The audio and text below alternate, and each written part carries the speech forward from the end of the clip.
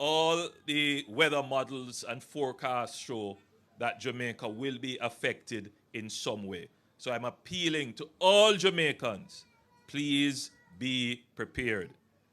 Do whatever little shopping you can do to have a little food preparation just in case.